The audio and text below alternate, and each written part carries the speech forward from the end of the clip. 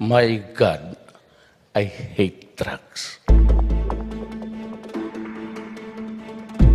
Kasi marami lang nag-wonder kasi matagal kayong nawala, no?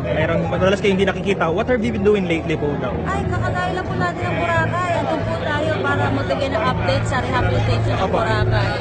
Ayan, nasa Facebook naman po lahat. Pero yung sinasabi nilang rumor na you're one of the ambassadors daw na sa Kuwait, if na-detain, is that true? Ako? Na-detain ako? Oo. Ay, hindi po totoo yun. Hindi po ako na-detain. Hindi po ako kasama sa rescue. Wala po akong in-upload. Wala po ako sinare na video. Okay. It's a different scenario at the Senate. Senators are still working on amending the Bangsamoro Basic Law. Zian Arcangel is following developments there. Zian, what's the latest? My senators are busy proposing amendments to the proposed Bangsamoro Basic Law so they can pass it on second and third and final reading before adjourning session Senate yet tonight. Passing the measure is top priority for the Senate since the bill has been certified as urgent by President Rodrigo Duterte. Senators immediately started discussing the bill as soon as session started at 3 p.m. But with 104 pages of the measure left to tackle, Senate Majority Leader Juan Miguel Zubiri expects the period of amendments to last until 7 or 8 p.m. He says the discussions can drag on further because senators will be talking about contentious provisions, such as providing a 72 billion peso block grant to the proposed Bangsamoro region. Still, Zubiri is confident that the bill they will pass tonight can pass scrutiny by the Supreme Court. Here's Senate Majority Leader Juan Miguel Zubiri in his own words.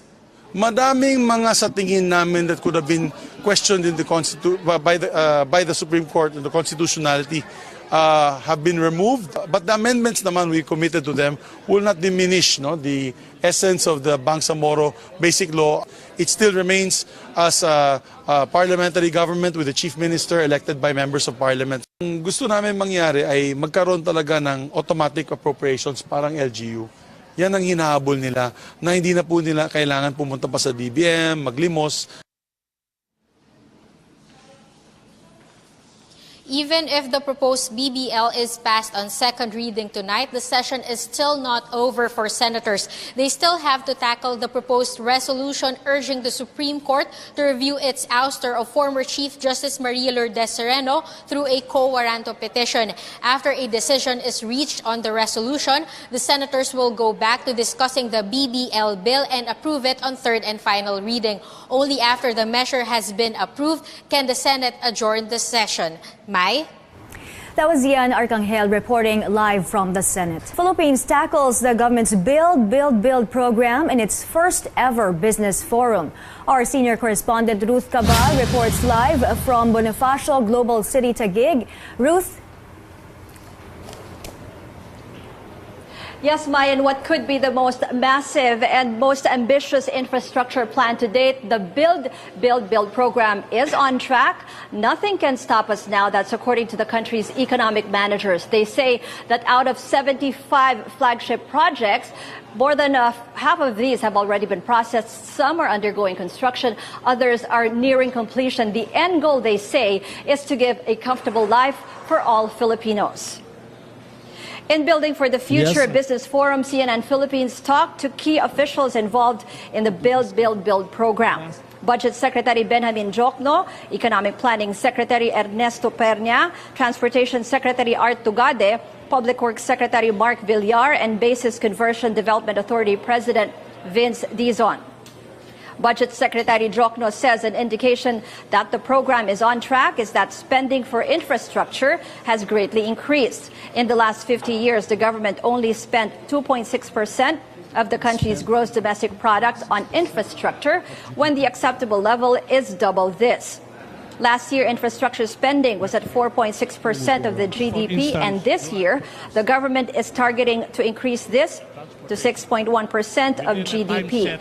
In total, the government is allotting 8 to 9 trillion pesos for the program, which involves 75 projects like roads, airports, seaports, and railways, including the first Metro Manila subway. The DBM assures funding is in place, 75% from domestic and 25% from foreign financing. Let's listen to their statements. Yes, I'm happy where we are. It's it's not easy to do this kind of massive, ambitious program in 2 years. But what we did was to maybe complete some projects which were not started, but we are finishing right now. For example, the Panglao International Airport will be done this August. Okay? Panglao, that's been lying down there for 10 years. The Cebu International Airport, the Cebu Second International, we will complete that this June. Terminal 2. The Clark International Airport, that's been started now, right? It's ongoing. On the part of transportation, therefore, if you will ask for criteria and view this in the light of the President's directive of making the Filipino comfortable, what will be the criteria? The criteria will be mobility. The criteria will be connectivity. The criteria will be to enhance the movement and transfer of people and goods.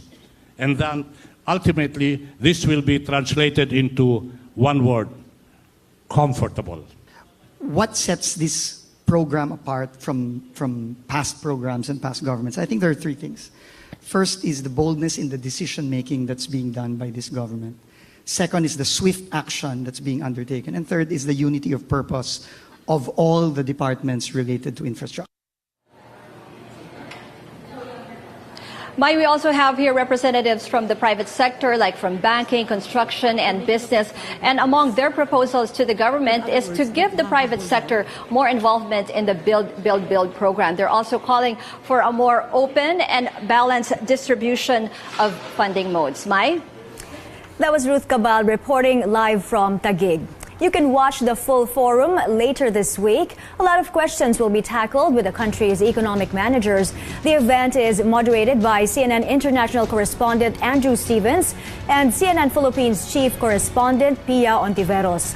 Catch our special presentation, Building for the Future.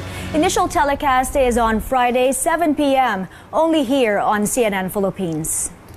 As oil prices continue to rise, the transport sector wants to raise fares. Since the petition for a jeepney fare hike is still pending before transport regulators, some jeepney groups appeal for higher oil discounts. Our Makoy Popioco tells us more. Jeepney driver Noel Texon says he needs to earn at least 2,000 pesos on a 14-hour shift. He spends at least 1,000 pesos on fuel every day, and he needs to pay a 600 peso boundary or fee to the jeepney owner. Noel takes home about 400 pesos for his family every day. Malaking epekto sa pamilya namin. Lalo na ako, marami rin akong anak. Kagaya ngayon, hindi pa ako nakakabili ng gamit ng bata para sa eskwela. Noel says rising fuel prices is making it difficult to make ends meet. That's why he supports some jeepney operators' petition for a fare hike. And they want a big-time fare hike of 4 pesos, which somewhat surprised regulators during a hearing. Now you are asking for plus 4 pesos. Tama po ba? They want the current 8 peso fare raised to 12 pesos. Asked about the changes in the fare hike amount, petitioner Pasang Mazda President Obet Martin issues a clarification. Nagkaroon pala sila ng pag-uusap ng aming abogado na para siguro binanggit ni Ms. Maran para dun sa brand yun ng GP. Martin says their petition remains at 2 pesos. This was filed last February. Regulators say transport groups should present a common fare hike petition for the next hearing on June 13th. Meanwhile, the jeepney groups are also proposing another scheme to cushion the impact of high fuel prices. A 4 to 5 peso fuel discount in exchange for the fare hike. Walang problema. Sa 8 pa rin tayo. 5 pesos na gawin nilang discount from 45 hanggang 40, okay na kami doon. Para mapagbigyan din natin ang mga kahilingan ng ating mga mananakay. Some oil companies are already giving a 1 peso discount for PUV drivers. But Martin says this amount is not enough. Lizada says transport regulators will meet with oil executives about the proposed discount on June 15th. If they are able to have basketball teams, di ba may mga basketball teams sila? Pwede ba kami naman na ngayon ang humingi ng tulong sa inyo? It's not for us. The end objective is for the riding public. The oil price spike is cutting across other modes of transport as well, as airline companies seek permission to restore the fuel surcharge on passengers. The surcharge was removed in early 2015. Po ang mga petitions namin hindi naman talaga sa increase ng pamasahe but petitions for the reimposition of the fuel surcharge. So dalawang domestic carriers na po natin nag-file ng petition to lift the prohibition on fuel surcharge, PAL and Cebu Pacific. Some shipping companies have already adjusted fares to reflect higher fuel costs.